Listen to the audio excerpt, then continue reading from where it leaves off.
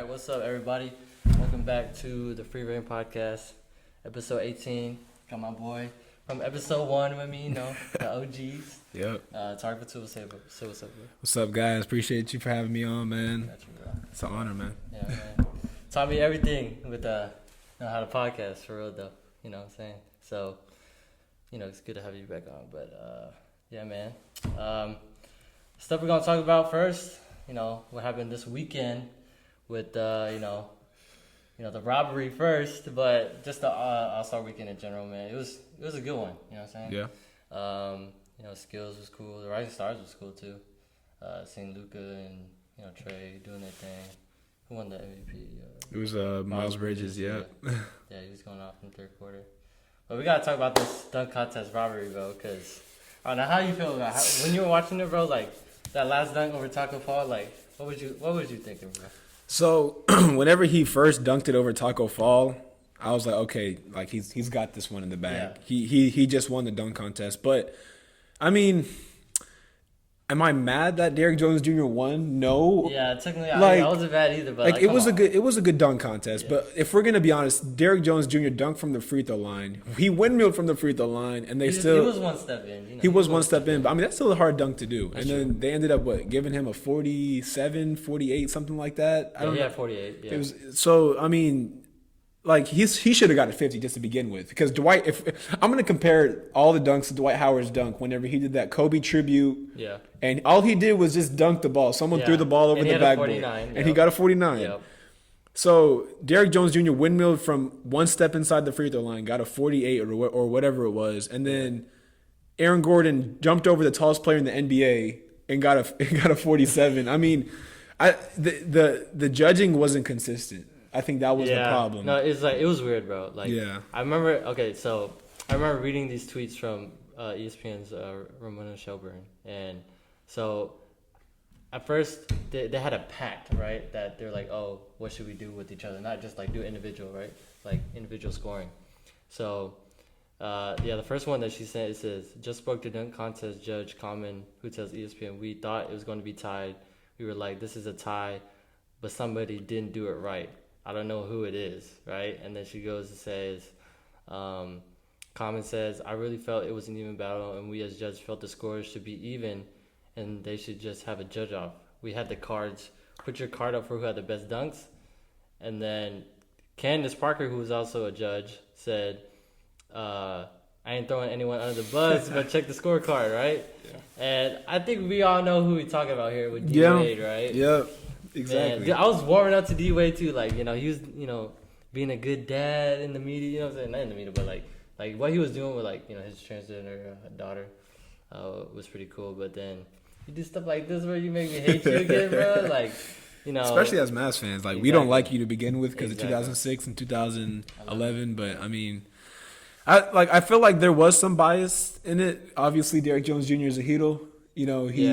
Dwayne Wade, obviously a Heat legend, so I think there was some bias into it. But I mean, the whole thing is Aaron Gordon should have won the dunk contest, but Derrick Jones Jr. should have got a 50 on his dunk to begin with. I think I'm one of the few people that view the dunk contest a little unpopular. I mean, obviously, I think Aaron Gordon should have won, no doubt in my mind, right? Mm-hmm. But I mean, am I mad that Derrick Jones Jr. won? No, it was a great dunk contest. That was probably one of the best dunk contests, ever. I've ever. I mean, 2016 was up there too. 2016 was way better than this one. You think so? Yeah, it was. Because I don't know, bro. Zach LaVine. I mean, Aaron Gordon jumped over that mascot in 2016. Literally sat in the air. He sat in the air. After that, I thought he won, bro. No, but I will say this: Aaron Gordon probably had two of the best dunks I've ever seen in my life. Mm-hmm. That one that I just said, whenever he sat in the air, and then on Saturday, whenever someone threw him the ball off the backboard. Yeah, it was Markelle Fultz. And then he spun. Oh my goodness! 360 windmill one-hander, bro. That was ridiculous. That was probably one of the crazy. And then even Derrick Jones Jr.'s dunks, whenever he jumped over the person, but the person threw the ball off the backboard, jumped over the person, and then did it between his legs. Yeah. I mean, that was wild. I mean, I'm not mad about the winner. I'm just mad about the inconsistency of the judges. I think that was the biggest issue with the whole thing, because I mean, even Pat Connaughton did a solid job. Yeah. He did a really good job. His first dunk shit, like D-Wade gave him an 8, bro. Exactly. He was the only one who got 8. It wasn't consistent. Everyone else gave 10, 10, 9, 10, right? It wasn't consistent. That was the whole issue with my whole issue with the whole dunk contest was it just wasn't consistent. Dwight Howard is 6'10", 6'11", with shoes on, and he literally jumped from the dotted hash. Yeah. Did nothing with his arms. Did not do a windmill. Did not do a behind the back. Literally caught the ball in midair and just did a regular one-handed dunk. Yeah. And got a 49 just because he had the numbers 24 on his chest. I mean, respect to Kobe Bryant. I get everything, but that's an example of, okay, you let the whatever was going outside of the dunk give you the score. But I bet you if he didn't have Kobe's tribute to it and whatnot, he would have got a 39 or 40. Yeah, for sure. I don't know. That's what makes me think that it's D-Wade robbed Aaron Gordon, bro. He did. Come on, bro. Like, yeah, I gotta show you the video, bro. Like, he literally said that he bet that Derrick Jones Jr. was gonna win. He said it like I tuned in, like the TNT broadcast had they were doing a live stream on Twitter, and so I randomly tuned in after the third quarter, and lucky enough I did because this is what D-Wade said. Oh, yeah, that's right. Wait a minute. Speaking of the bet that we made on our show on Tuesdays, I said Bale was going to win the skills, and Derrick Jones Jr. was going to win a dunk. And that's how you know that he gave the 9. We bet how much you bet? We bet. Let's roll the tape. How much did we bet? We got to go back to the tape. I don't think it was a money bet. I think D-Wade was like, I think he's going to win. That was just a Miami bet. But it had nothing to do with my Miami judgment. won 2 out of the 3. Made up a number, and we could. So we got judges betting on the dunk contest. And he's a judge. That's like what's it called that one ref that's betting on games. You know Tim Donahue, whatever. Yeah, Tim Donahue, bro. That's Tim Donahue type stuff. But and then he's like, I was the only one who gave it 9. But they said that they had a pact, like they were like, going together. Exactly. Stuff, so that's that. Okay, so. This was the thing. So Aaron Gordon got a 47. Mm-hmm. Scotty and it was Chadwick Boseman. Yeah, they gave him a 9. Yeah. And so if you look at the initial reaction whenever they get Aaron Gordon's score, everyone shifts their eyes towards Dwayne Wade. Yeah. Because they were expecting him. Wobb's investigation. Yeah. They were expecting him to give him a 10. Yeah, and then he's taking off his earpiece like he already knows it's over. Like he knew he was the culprit of the whole thing. So I think that's why everyone is blaming Dwayne Wade is because I think the judges wanted it to be a tie. They were like, okay, you know what? We just gave Derrick Jones Jr. 48, whatever. Yeah. We're going to go ahead and give Aaron Gordon a 48. Yeah. Then we could just vote this one out. But my whole I think Dwayne Wade is the culprit in this. Like he wanted a Heat player to win. Bro. Ain't no way it's someone else, bro. Like everyone literally is shocked looking at D Wade, and D Wade's laughing, taking off his earpiece because he was on the broadcast. Like Wob said on his video, he's like, he had to have some type of money. Like you're not gonna take it off if you know that it's over. Yeah, you know what I'm saying? Like. Come on, bro. Exactly, because we're waiting for your initial reaction whenever you get to see the scores and everything. Everyone else is, how you gonna take it off? How you gonna take it off so you could exactly? So it's, bro, and then D-Wade trying to defend himself on social media and stuff. He's saying, me reading through my comments like I was the only judge who gave out a 9. Like, bro, come on, what are you doing, bro? Come on, man. Come on. Like, after the 2011 finals when he made fun of Dirk, bro, that's when I knew. Something ain't right with him, bro. Yeah, man.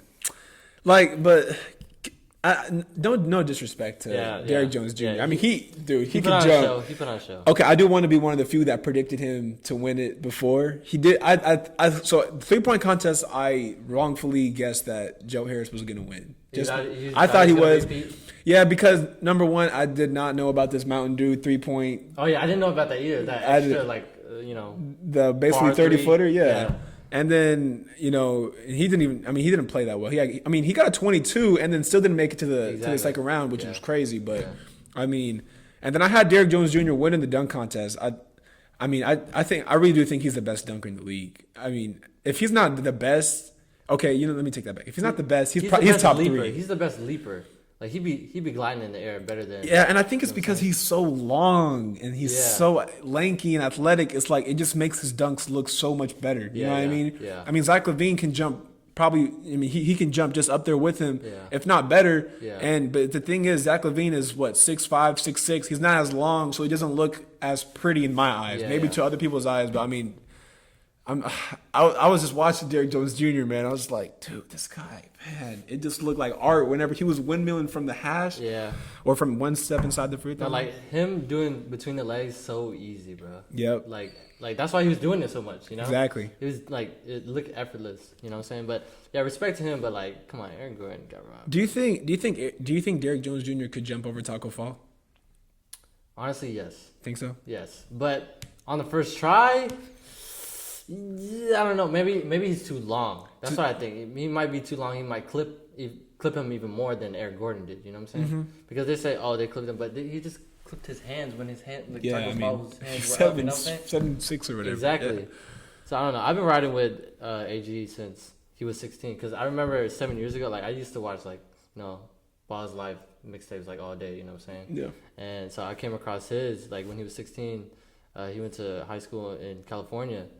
And it's called Ye Area's Finest mixtape. It was like 7 years ago, and then he's like jumping out the gym. You know, they knew this. Well, I knew this from the start. Well, you know, everyone in the Ye area. You know what I'm saying? Yeah. But yeah, and when he was a senior, they were like, "Oh, he's the next Blake Griffin." You know what I'm saying? Because Blake Griffin at the time in 2012 was dunking on everybody. Timothy Mozgov, Pau Gasol. Yeah, but that's why I feel for AG, man. Twice, bro. Twice. He should have won twice. So you think he should have won in 2016 too? He should have won after he sat in the air, bro.